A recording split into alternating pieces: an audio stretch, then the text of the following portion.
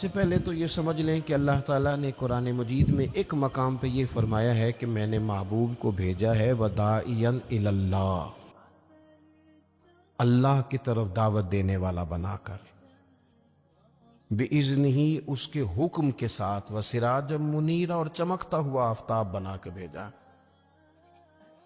اللہ کے پیارے رسول صلی اللہ تعالی علیہ وسلم نے ہمیں بتایا ہے کہ خالق بھی اللہ ہے، مالک بھی اللہ ہے، رازق بھی، تو پھر عبادت کے لائق بھی اللہ ہی ہے۔ سجدہ سوائے اللہ کے کسی کے لیے جائز۔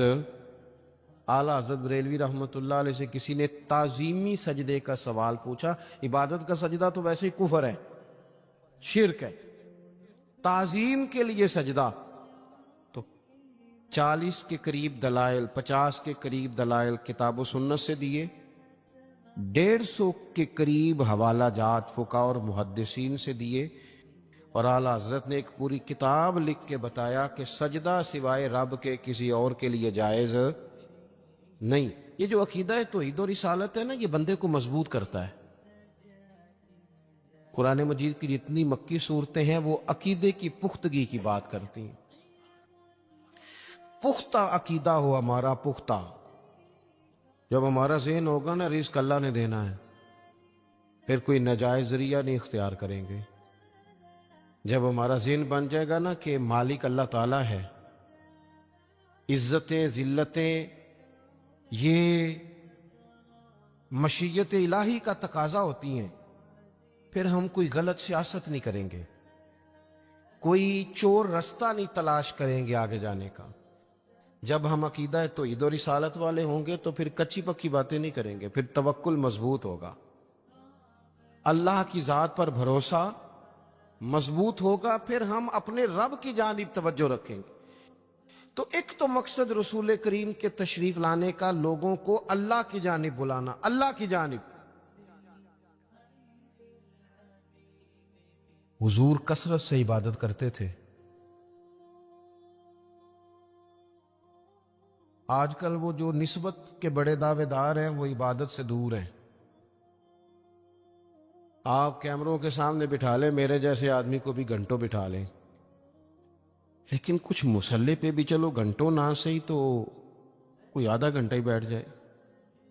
نبی پاک علیہ الصلوۃ والسلام نا میرے عزیز، نماز فرض ہونے سے پہلے بھی کئی دن جا کے غار حرا میں عبادت کرتے تھے۔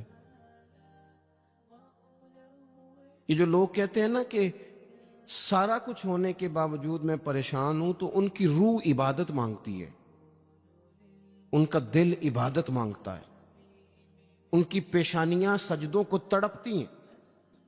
وہ جب تک اپنے آپ کو مصلی سے وابستہ نہیں کرتے سکون نہیں پا سکتے، کیونکہ کچھ ضروریات وجود کی ہیں، کھانا پینا سونا، کوئی ضروریات روح کی ہیں، اور جب تک ہم اپنے روحانی معاملات کو نہیں دیکھتے تب تک ہماری وہ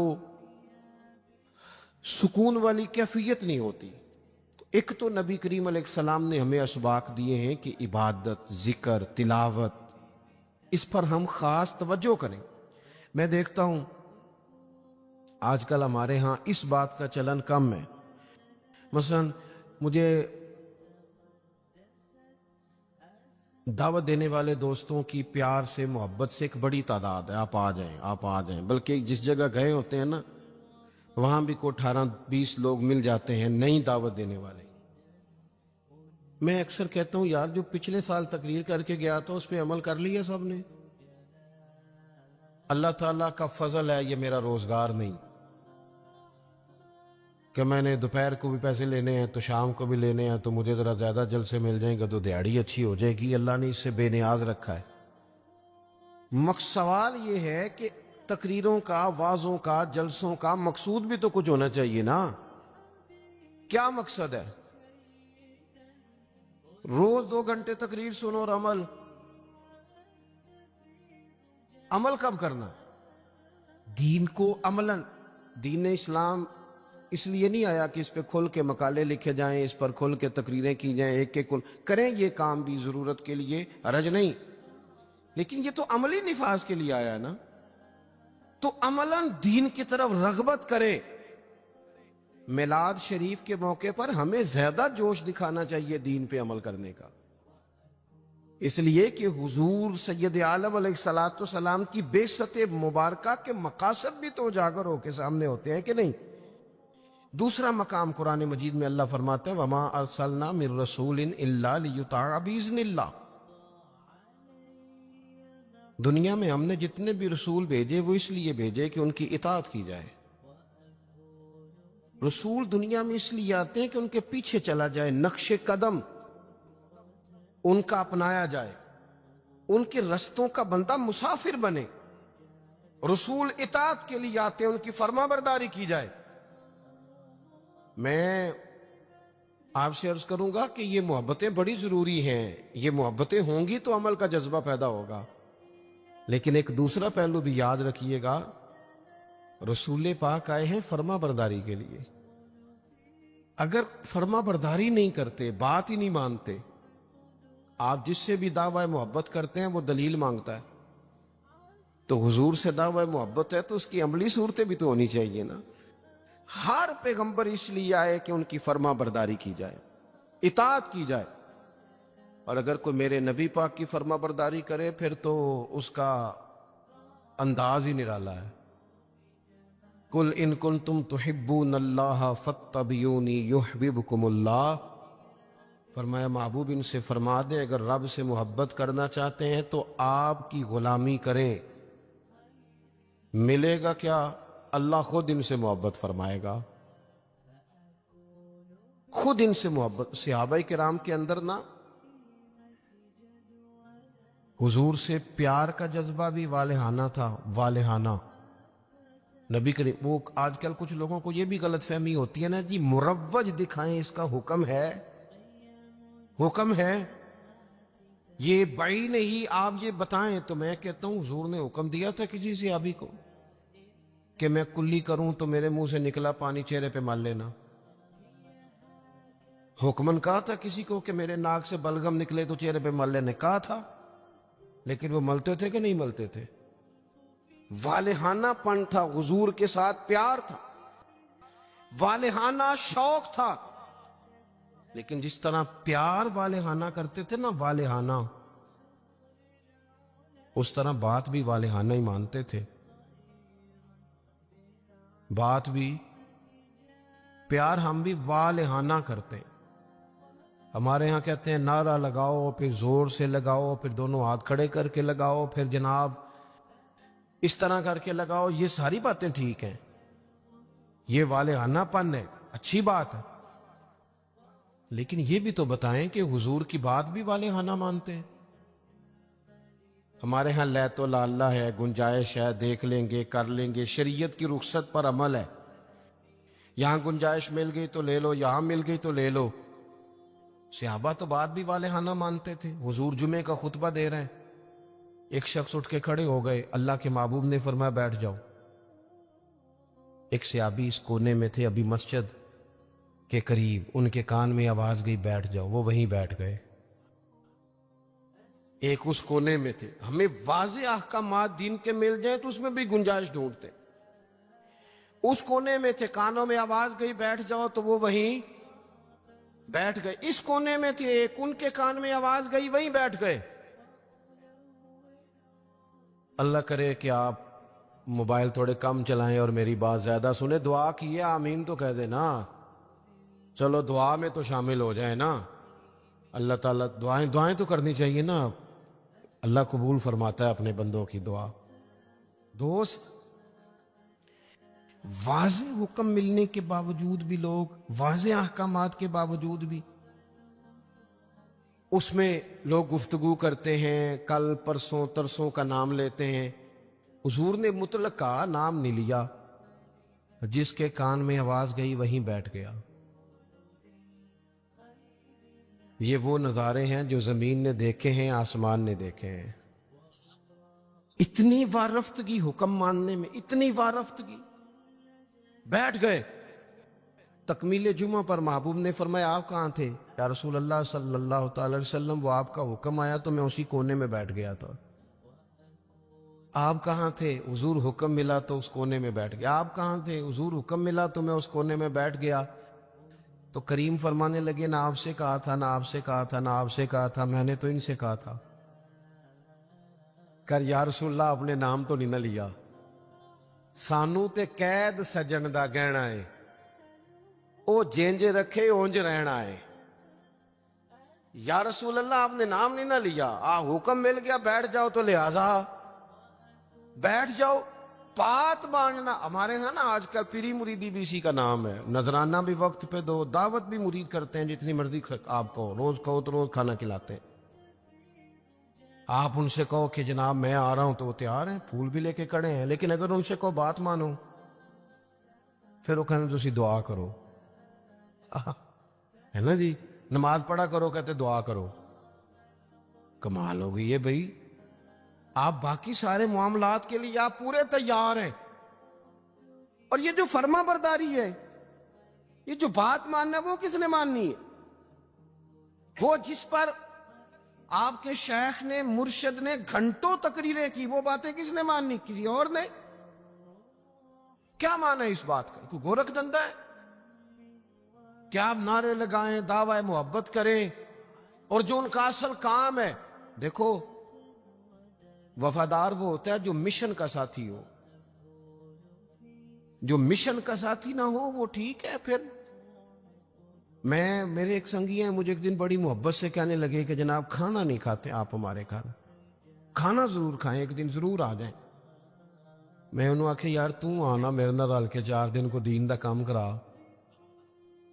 کہنے لگا نہیں وہ ٹھیک ہے کھانا، میں کہ کھانا تو یار ہر ہوٹل تو لب جاندہ ہے، وہ تو چلو اللہ توفیق دیتا ہے، کوئی زیادہ اچھا کھا لیتا ہے، کوئی تھوڑا سادہ کھا لیتا ہے، روٹی تو جس کو اللہ تعالیٰ نے سے دیا اسے روٹی مشن حسن ہے، ڈیوٹیاں ذمہ داریاں اصل ہیں، اور کھانے یہاں کوئی من پسند کھانے دنیا میں آئے ہم، من پسند چیزیں تو جنت میں ملیں گی، اور وہ ملیں گی اور مزہ آئے گا۔ ہمارے بزرگ تو فرمایا کرتے تھے زمین کے اوپر کام، نیچے جا کے آرام۔ یہاں کوئی کام کریں، کوئی ڈیوٹی کریں، کسی ذمہ داری کا اظہار کریں، کوئی خدمت سر انجام دیں، وہ خاص سطحی چیزیں اس سے باہر نکلیں، نبی کریم کی بات مانے والہانہ انداز میں، والہانہ۔ حضور علیہ السلام نے جس مشن کے لیے پتھر کھائے، جس مشن کے لیے حضور طائف گئے، جس مشن کے لیے حضور نے ہر دشمن کو معاف کر دیا کہ لوگ مسلمان ہو جائیں، دیندار ہو جائیں، امت اس مشن کے لیے کیا کام کرتی ہے، کیا ڈیوٹی کرتی ہے؟ کبھی دل میں تکلیف ہوئی ہے کہ آپ تجربہ کر لیں، سارے لوگ عید کی نماز پڑھنے بھی نہیں آتے، اس لیے کہ کچھ ایسے ہوتے ہیں جن کی ساری رات دکان کھلی رہتی ہے اور سویرے سو رہے ہوتے ہیں، کچھ کہتے ہیں میں نے وعدے کیے ہوئے ہیں وہ میں نے پورے کرنے، عید کی نماز بھی سارے پڑھنے، لیکن رش اتنا ہوتا ہے کہ مسجدیں چھوٹی پڑ جاتی ہیں۔ اس کا مطلب یہ ہے اگر ساری مسلمان امت نمازی ہو جائے تو نئی مسجدیں بنانی پڑے، لیکن آپ باقی سارے کام کرا لیں شوق سے کر دیں گے۔ بھئی سجدے کا بھی ذوق پیدا کرو، حضور کی فرما برداری اصل ہے۔ تیسرا مقام قرآن پاک کا، قرآن مجید نے کہا کما ارسلنا فیکم رسولا منکم یتلو علیکم آیاتنا، جیسا کہ ہم نے تمہیں میں سے تمہیں ایک رسول دیے ہیں جو تم پر ہماری آیتیں پڑھیں گے، وَيُزَكِّيكُمْ، اور تمہارا تزکیہ کر دیں گے، تمہیں پاک صاف کر دیں گے۔ نبی پاک کی تعلیمات یہ ہیں کہ تو ظاہری طور پر بھی بڑا صاف ستھرا ہو۔ حضور نفاست کو پسند کرتے، صفائی کو محبوب رکھتے، خوشبو کا استعمال کرتے، مسواک کو محبت سے استعمال کرتے، ظاہری صفائی بھی۔ اور ترمذی میں موجود ہے، حضور نے فرمایا اے انس بن مالک میرے بیٹے، ہو سکے تو صبح اس حال میں کرنا کہ تمہارے سینے میں کسی کا بغض نہ ہو۔ فرمایا یہ میری سنت ہے، اور جس نے میری سنت سے محبت کی اسی نے مجھ سے محبت کی۔ نرے دانت صاف کرنا ہی سنت نہیں، دل صاف کرنا بھی سنت ہے، باطن بھی صاف ہونا چاہیے، انسان کے اندر سے ساری بیماریاں نکل جائیں۔ عزیز دوست، تزکیہ ہو، حسد سے خالی ہو سینہ، بغض سے خالی ہو۔ یہ جو روحوں پر بوجھ ہوتا ہے یہ حسد کا ہوتا ہے، یہ باطن پر دھبا ہوتا ہے یہ عداوت کا ہوتا ہے۔ یہ کچھ چیزیں جو ہمیں بالکل بے قرار کر دیتی ہیں یہ تکبر کا روگ ہوتا ہے، یہ عجب خود پسندی یہ اندر انسان کے جوار بھاٹا پیدا کر دیتی ہے۔ اگر بندہ ہو جائے سادہ، حضرت باجدید بستامی رحمت اللہ علیہ کھڑے تھے تو ایک شخص نے آپ سے پوچھا حضرت خواجہ پیر باجدید بستامی سے ملنا ہے۔ آپ فرمانے لگے یہ جو بندہ جس کا تم نے ابھی نام لیا ہے نا، اس کو ڈھونڈتے مجھے 30 سال ہو گئے، مجھے نہیں ملا۔ 30 سال یہاں بیچارے نقیب ان کی کلاس لگ جاتی ہے اگر وہ لقب تھوڑے بیان کریں تو لسٹوں میں لکھ کے دیے جاتے ہیں، یہ نام نہیں لیا، یہ نام نہیں لیا، فلانے چودھری کا نام رہ گیا، فلانے کا رہ گیا، فلانے کا۔ وہ چھوڑ دیں بھائی، یہ تو حضور کی تعریف کی محفل ہے، اس میں باقیوں کی تعریفیں کدھر سے آ گئی، کدھر سے آ گئی؟ یہ تو نبی پاک علیہ الصلوۃ والسلام کے ذکر پاک کی مجلس ہے۔ دوستو آپ غور کریں گے اور چیزوں کو سمجھیں گے۔ خواجہ باجدید بستامی سے اس نے کہا میں نے ملنا ہے، فرمانے لگے 30 سال سے ڈھونڈ رہا ہوں، ملا نہیں۔ وہ سائڈ پہ جا کے ایک بندے سے کہنے لگا میں نے حضرت خواجہ پیر شیخ باجدید بستامی سے ملنا ہے۔ کہنے لگے ابھی تو وہاں کھڑے تھے تمہارے پاس۔ کہنے لگا میں نے تو پوچھا ہے۔ کہنے لگے اصل میں یہ جو تم نے لائن لگائی ہے نا القابات کی، یہ وہ مانتے نہیں اپنے آپ پہ، نہ حضرت نہ خواجہ نہ پیر نہ صوفی، وہ تو نیرا باجدید کہتے ہیں اور اس میں بھی کئی دفعہ روتے ہیں رب کی بارگاہ میں۔ تو یہ جو القابات تم نے لگائے ہیں نا، ہمارا تو جناب بڑا عجیب منظر ہے۔ تو تزکیہ کے لیے حضور آئے، پھر فرمایا وَيُعَلِّمُكُمُ الْكِتَابَ وَالْحِکْمَةَ، حضور تمہیں کتاب سکھائیں گے، حکمت سکھائیں گے۔ حضور قرآن سکھانے آئے، نبی کریم کیا سکھانے آئے؟ آپ بنے انجینئر شوق سے، آپ لیکچرار بنے شوق سے بنے، لیکن ساتھ قرآن پاک کے قاری بھی تو بنے نا، قرآن پاک کو سمجھنے والے بھی تو بنے نا۔ جس بندے کو اتنی کہانیاں آتی ہیں، جسے اپنے شجرے آتے ہیں، جسے اپنی برادری کی شان آتی ہے، اسے قرآن کی آیتیں کیوں نہیں آتی؟ جسے ساری پنچایت میں ساری بات سنانی آتی ہے، اسے قرآن مجید بھی آ سکتا ہے۔ شرط یہ ہے کہ وہ آگے بڑھے، قرآن پاک کو سیکھے۔ ہم نہ کچھ کام ہم نے بچوں کے ذمہ، میرے پاس ایک صاحب بچہ لے کے آگے کہنے لگے دعا کریں یہ پڑھ جائے، تو میں نے کہا آپ بھی کچھ 100 سال کے نہیں ہو گئے، میں دعا کرتا ہوں آپ دونوں ہی پڑھ جائیں، آپ بھی تو پڑھ ہی سکتے ہیں نا، آپ بھی تو توجہ کریں نا۔ ہم نا جناب وہ بعض لوگوں کا عجیب زاویہ نگاہ بن جاتا ہے، او بھائی آپ بھی پڑھ سکتے ہیں، آپ کیوں نہیں پڑھ رہے؟ او جی میری اب زبان موٹی ہو گئی ہے، تو میں نے کہا یہ کل آیا ہے واٹس ایپ سب نے سیکھ لیا ہے، یہ کل آیا، ای میل کرنا بھی آ گیا لوگوں کو اور کمنٹس دیکھنا بھی آ گیا، اور بڑے بڑے لوگ جن کو نہیں بھی توجہ جن کی ہونی چاہیے تھی ان کی بھی توجہ، یعنی میں تھوڑا مصروف زیادہ رہتا ہوں اور اب تو کچھ طبیعت بھی ٹھیک نہیں رہتی، دعا فرمائے اللہ تعالیٰ کچھ کام لے لے۔ وہ کوئی دوست پوچھتا ہے کہ آج کل کیا کر رہے ہیں، تو میں کہنا کچھ بھی نہیں، بس ہڈیاں آنیاں جانیاں دیکھو، ادھر آ رہے ہیں اور ادھر جا رہے ہیں، میں یہی کام کر رہے ہیں، اس کے باوجود لوگ ناراض ہیں۔ یعنی مسئلے دو ہی تھے، عمر بھر حل نہ ہوئے، ایک نیند پوری نہ ہوئی اور دوسرا خواب مکمل نہ ہوئے۔ سوچتے ہی رہتے ہیں کبھی 6 گھنٹے کٹھے ملے تو سوئیں گے، لیکن کوئی کام خاص جس طرح کرنا چاہیے مرتب کر کے وہ ہم سے ہوتا نہیں۔ اللہ توفیق دے تو ہو جائے، لیکن میں ایک چیز محسوس کرتا ہوں شدت کے ساتھ، بڑی شدت کے ساتھ، کہ کچھ ایسی چیزوں کو لوگوں نے اوڑھ لیا ہے۔ مجھے زیادہ وقت نہیں ملتا، کئی دوست پوچھ لیتے ہیں، بلکہ شاید ہر ہفتے کوئی پوچھ لیتا ہے آپ سٹیٹس کہاں پہ لگاتے ہیں؟ میں کہ یار مینوں لانا نہیں آتا، لیکن وہ بس ایک ذہن بن گیا نا. اور ایسے لوگ جن کے بارے میں وہ امید تھی کہ یہ سٹیٹس والے نہیں، یہ تسبیح والے ہیں، یہ اللہ اللہ کریں گے، ان کے ہاتھوں میں بھی موبائل نظر آتا ہے. اور جو بھی چیز ہاتھ میں ہو وہ چلنے لگتی ہے. موبائل ہاتھ میں ہوگا تو چلے گا، اور اگر تسبیح ہوگی تو وہ بھی انشاءاللہ چلے گی. چلیں، اس کی بھی ضرورت ہے، کہیں تو چلائیں، لیکن باقی تسبیح بھی تو لینا ہاتھ میں، کچھ وقت اسے بھی تو دینا. تو میرے عزیز قرآن مجید کو سیکھیں. اور پھر فرمایا والحکمہ، حضور تمہیں دانائی سکھانے آئے.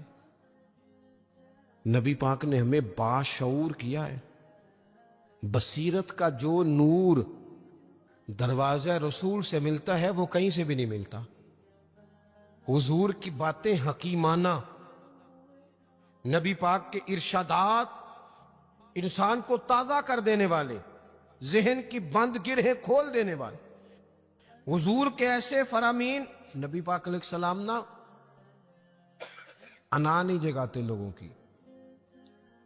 ہم جب کسی شخص سے گفتگو کرتے ہیں تو وہ رد عمل کے طور پر سخت ہو جاتا ہے، چونکہ ہم انا جگا دیتے ہیں. حضور انا نہیں جگاتے تھے، نبی پاک ضمیر جگاتے. حضور اس طرح کی بات کرتے تھے کہ سامنے والے کو تعلیم مل جاتی، ایجوکیٹ ہو جاتا، اس کی نفسیات قبول کر لیتی کہ یہ بات ٹھیک ہے، نفسیات قبول کر لیتی. ایک نوجوان نے آ کے کہا معاذ اللہ ثم معاذ اللہ، یا رسول اللہ مجھے زنا کی اجازت دے.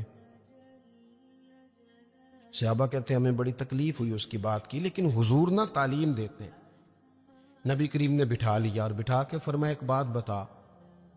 یا رسول اللہ حکم کرے. فرمایا تو پسند کرتا ہے کہ تیری بیٹی سے زنا کرے؟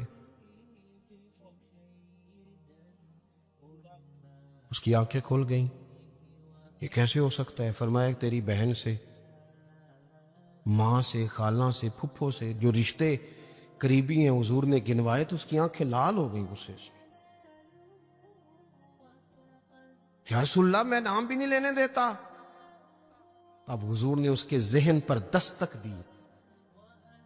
معاشرے میں جب آپ کسی چیز کو خریدنے نکلتے ہیں تو آپ پھر دکان بھی تو ڈھونڈتے ہیں نا کہاں سے لینی ہے.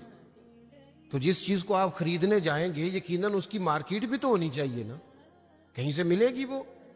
تو نبی پاک صلی اللہ تعالی علیہ وسلم اس ذہنی سطح پر لائے اپنی حکمت کے ساتھ. حضور فرمانے لگے تو نہیں اجازت دیتا، اور ہونا بھی نہیں چاہیے ایسا، لیکن جس سے تو بدکاری کی اجازت مانگ رہا ہے وہ بھی تو کسی کی بیٹی ہوگی نا، وہ بھی تو کسی کی بہن ہوگی. کیوں نہیں سوچتے اس بات کو ہم کہ معاشرے میں جب آگ لگتی ہے پھر کسی کا گھر بھی محفوظ نہیں رہتا. تو جب بے حیائی کا چلن عام ہوتا ہے. ایک میرے دوست ہیں، ان کا بیٹا پسند کی شادی کرنا چاہتا تھا تو وہ لے آئے، کہنے لگے اسے سمجھائیں میرے لیے مشکل ہو جائے گی. تو میں نے ان سے بات ابھی شروع بھی نہیں کی تو مناظرے پہ اتر آیا بچہ. کہنے لگا مولانا صاحب بتائیں جائز نہیں؟ کوئی اپنی رائے نہیں دے سکتا پسند کی شادی؟ میں نے کہا پتر تو میرے ساتھ اکیلے میں آ، پھر تجھے سمجھاتا ہوں. کہنے لگا جی نہیں آپ بتائیں جائز نہیں؟ میں نے کہا بیٹا تیرے لیے بھی جائز ہے، جس طرح تیرے لیے جائز ہے نا اسی طرح خاندان کی اگر کوئی بیٹی کہے میں نے پسند کی کرنی ہے تو اس کے لیے بھی جائز ہے. اب اس کی گردن چوک گئی، اب چپ کر گیا. میں نے کہا جو رواج آپ گھر میں ڈال رہے ہیں اس کا مطلب یہ تو نہیں نا کہ بیٹیوں کو پتہ نہیں چل رہا آپ کیا کر رہے ہیں. تو جو چلن آپ پیدا کر رہے ہیں یہ عام تو ہوگا. تو اگر بیٹی کل کو کچھ اٹھ کے مطالبہ کرے، وہ کہے کہ جس فلسفے سے اس کی بات مانی جا سکتی ہے میری بھی مانی جا سکتی ہے، پھر آپ کا کیا خیال ہے؟ تو بعض اوقات اللہ توفیق دیتا ہے، کسی کی سمجھ میں بات آ جاتی ہے، اس کی سمجھ میں آ گئی. اور میرے بھائی جب کسی کچھ چیزوں کا چلن عام کرو گے نا، علاقے چھوڑ کے چلے گئے ہیں بہت سارے باپ، بستیاں چھوڑ دیں لوگوں نے، صدیوں سے جہاں خاندان آباد تھے چھوڑ دیے. کیوں؟ اس لیے کہ بیٹی نے مرضی کی شادی کر لی. غلطی کسی کی غلطی کا کوئی بوجھ نہیں اٹھائے گا، یہ غلطی ماں باپ کی نہیں ہے. نافرمان ہونے لگے تو حضرت نوح کا بیٹا بھی ہو جاتا ہے. لیکن لوگ اس نگاہ سے دیکھتے ہیں کہ جینا مشکل کر دیتے ہیں. لیکن جب برائیوں کا چلن عام ہوتا ہے پھر وہ سب کو اپنی لپیٹ میں لیتی ہیں. تو حضور اس حکمت سے دین سکھاتے. ہم وہ دانائی نہیں استعمال کرتے، وہ بصیرت نہیں، بس جذباتی فیصلے، جذباتی باتیں، جذباتی گفتگو. اپنی زندگی میں دانائی، بصیرت. حضور نے تو بعد فیصلے یہ حدیبیہ کے موقع پر کتنے مشکل میں تھے صحابہ، ایک ایسا سخت فیصلہ کر دیا ہے کہ اگر کوئی وہاں سے مسلمان آئے گا تو مدینے والے رکھیں گے نہیں، اور مدینے سے جائے گا تو وہ رکھ لیں گے مکے والے، وہ واپس نہیں کریں گے، ہم رکھ نہیں سکتے. صحابہ کہتے ہیں وقتاً تو ہم پریشان تھے، پر حضور کی حکمت کے قربان جائیں، یہی شرط وجہ بنی مسلمانوں کی فتح کی. اس لیے کہ جن کو وہ وہاں سے نکلنا پڑتا تھا مکے سے، حضور رکھتے نہیں تھے، معاہدہ تھا، وہ پھر مجاہدوں کا الگ جتھا تیار ہو گیا. حضرت ابو بصیر رضی اللہ تعالیٰ عنہ، حضرت ابو جندل، ایک نئی جماعت مجاہدین. رستوں سے گزرنا کافروں کا مشکل ہو گیا. اور کچھ ایسے تھے جو مکے نہ رہ سکے، مدینہ نہ رہ سکے، تیسری جگہ جا کے ڈیرا لگایا، سارے کا سارا شہر ہی مسلمان کر دیا. زندگی میں کچھ چیزیں بصیرت سے کریں. ہمارے ہاں فیصلہ کس کے حق میں ہوتا ہے بھلا؟ جو پہلے آ جائے. اور میں کہتا ہوں آپ بیوی کی بات ضرور سنیں، لیکن اس کی سننے کے بعد جس کے بارے میں وہ بات کر رہی ہے پھر اس کی بھی سنیں. آپ اماں کی بات ضرور سنیں، توجہ سے سنیں، لیکن فوراً جذباتی نہ ہو. پھر اس کے بعد اماں نے جس کے خلاف بات کی اس کی بھی سنیں. دو طرفہ بات سن کے کہ کس طرح کے منصف ہیں زمانے میں، ایک بات سنتے ہیں اور اسی طرف ہو جاتے ہیں دانائی سے. اور آخر میں فرمایا وَيُعَلِّمُكُم مَّا لَمْ تَكُونُوا تَعْلَمُونَ، جو تم نہیں جانتے تھے وہ سارا میرے رسول تمہیں سکھاتے ہیں. نبی کریم نے نا اپنی امت کو تعلیم کے ہر پہلو سے آگاہ کیا، ہر پہلو سے. ہمارے پاس ذخیرہ ہے احادیث کا، اور قربان جائیں کچھ باتیں ایسی ہوتی ہیں جو بندہ کبھی پڑھ لینا تو لطف دے دیتی ہیں. لطف. مجھ سے ایک دفعہ ایک دانشور نے پوچھا کہ جناب کوئی ایک بات جس پہ زندگی گزاری جا سکے. ایک نوجوان تھے. میں نے ان سے کہا کہ میرا تو خیال ہے اس ایک حدیث پر پورا ملک سنوارا جا سکتا ہے، ایک پر، اور آتی بھی ہے ہم سب کو، شرط عمل کرنا ہے. حضور نے فرمایا مومن وہ ہے جو اپنے لیے پسند کرے وہی بھائی کے لیے پسند کرے. لو اس حدیث پہ عمل کر لو. جو بندہ ملاوٹ والی چیز بیچتا ہے اگر اس حدیث پر عمل کرے کہ جو اپنے لیے پسند کرنا ہے وہی اپنے، کبھی ملاوٹ کرے گا، کبھی دھوکہ دے گا، کبھی میرٹ سے ادھر ادھر ہوگا، چونکہ تو طے کر لیا ہے کہ جو اپنے لیے پسند کرنا ہے وہی اپنے بھائی کے لیے پسند کرنا. طے کریں زندگی میں. ہم یہ کرتے ہیں کہ اور ایک بار یاد رکھنا، یہ نہیں ہو سکتا کہ دوسروں کے بچوں کو تو ملاوٹ والی چیزیں کھلائے اور تیرے گھر میں صحت کا دور دورہ ہو. یہ کیسے ہو سکتا ہے؟ کسی کا گھر اجاڑ کے بھی کبھی اپنا بسایا جا سکتا ہے. جب تک ہم سب کے لیے سوچ وہ نہیں کرتے جو اپنے بچوں کے لیے، جب تک سب کے لیے وہ سوچ نہیں ہوتی جو اپنے گھر کے لیے، تب تک زمانے میں روشنی پیدا نہیں ہوتی. میں ایک بات جانتا ہوں، میرے استاد صاحب کہا کرتے تھے، اپنے لیے کہا کرتے تھے، میرے دل میں یہ بات بیٹھ گئی ہے کہ میں اسکول کالج مدرسے کے ہر بچے کو اس نظر سے دیکھتا ہوں جس نظر سے اپنے بچے کو دیکھتا ہوں، اور میں اس کی تعلیم کا، تربیت کا اتنا ہی خواہش مند ہوں جتنا اپنے بچے کے لیے. آپ زندگی میں یہ اصول پیدا کریں، ویسے بھی لطف آئے گا، ویسے بھی ذائقہ آئے گا. اور نبی کریم صلی اللہ تعالی علیہ وسلم کی جو تشریف آوری کے مقاصد حسنہ ہیں ان پر غور کریں. دو باتیں اور عرض کر دیتا ہوں پھر بات کو سمیٹتے ہیں. ایک تو حضور نے فرمایا میں معلم بن کے آیا ہوں. حضور سکھانے آئے، سیکھیں. حضور سے دین سیکھیں. یہ جتنی تبلیغ امت میں آج ہو رہی ہے نا کتاب و سنت کی، یہ ساری حضور ہی کی تبلیغ ہے. اس لیے کہ حضور کی امت کے علماء جو صحیح معنوں میں مستند بات لے کے آتے ہیں وہ نبی پاک کا فرمان ہی آگے بیان کر رہے ہیں. یہ وہی تبلیغ ہے. دوسری بات یہ ہے کہ حضور نے فرمایا میں مکارم اخلاق کی تکمیل کرنے آیا. حضور اخلاقی رواج پیدا کرنے آئے ہیں سوسائٹی میں، معاشرے میں. ہم اتنے خوبصورت جلسے کرنے والے، اتنے بڑے بڑے سیمینار کرنے والے، اگر اخلاقی رویوں سے بالکل خالی ہوں، اخلاقی رویوں میں نہیں، اگر چھوٹی چھوٹی 5-5 روپے میں بھی لڑائیاں ہوں، تو پھر ہم نے اتنا میلاد منایا تو سیکھا کیا؟ میلاد والے رسول تو آئے ہی اخلاق کی تکمیل کے لیے، اور ہمارے اخلاقی رویے. اور میں پہلے بھی شاید کہہ چکا ہوں، پھر کہتا ہوں، اخلاق صرف میٹھا بولنے کا نام نہیں. میٹھا تو لوگ مطلب کے لیے بھی بولتے ہیں. صحیح بات کرنے کا نام اخلاق ہے. اچھی رائے قائم کرنا، صائب الرائے، حکمت کے ساتھ وہ بات پہنچانا، یہ اعلیٰ اخلاق ہے. اپنی مزاجوں میں قومیں اخلاق سے آگے جاتی ہیں، کردار سے آگے جاتی ہیں. ہمارا جو کردار ہوتا ہے وہ زمانے میں پھیلتا ہے. ہمارے اٹھنے بیٹھنے سے لوگ اثر لیتے ہیں، لیکن ہمارا انداز اپنے لیے اور ہے، دوسرے کے لیے